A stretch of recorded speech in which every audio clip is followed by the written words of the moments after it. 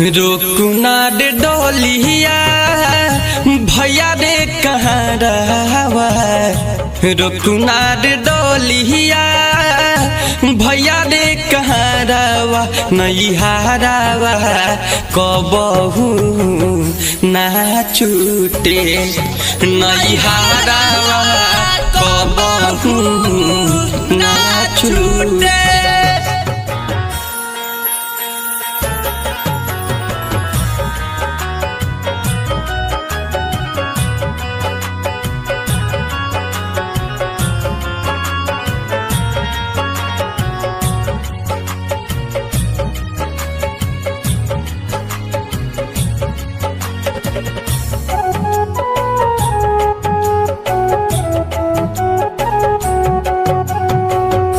बाबुल के अंगना के रहनी हम गुड़िया है। दूर भेजा के कहे बनावे ला दूरिया।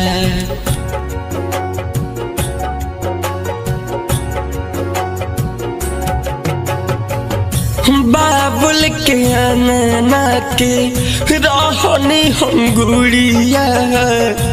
दूर भेजा के जानी बनावत दूरिया।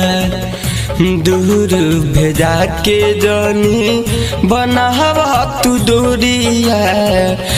रुकुना रे डोलिया चाचा हो कहरावा। नैहरावा कबहू ना छूटे।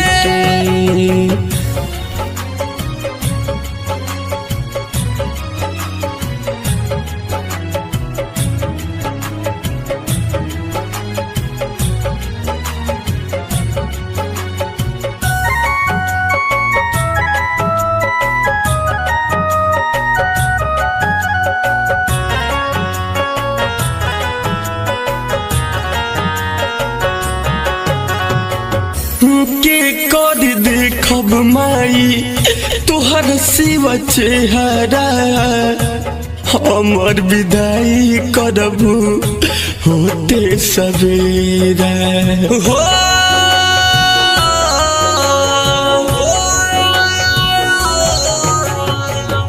काल सुबह छूट जाई बाबूजी के साथवा। काहे धरावत बड़े दूसरे के हाथवा।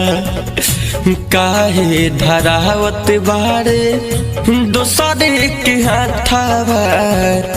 रुकुना रे डोलिया पापा हो कहरावा। नैहरावा हमारो ना छूटे।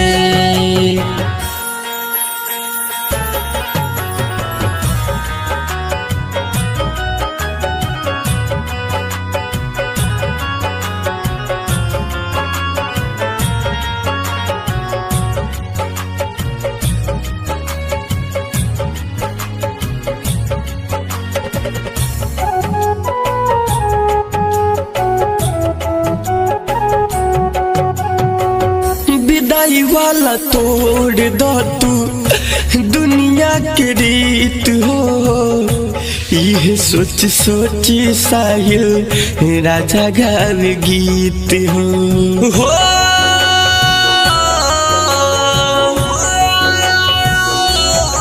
ओहो विदाई वाला तोड़ दो तू दुनिया के रीत हो। यह सोच सोच साहिल राजा गावे गीत हो। सचिन मतलब सुनावस दुनिया के रीत हो। सचिन भैया छूटल गौआ जबरवा। नैहरावा हमारो ना छूटे।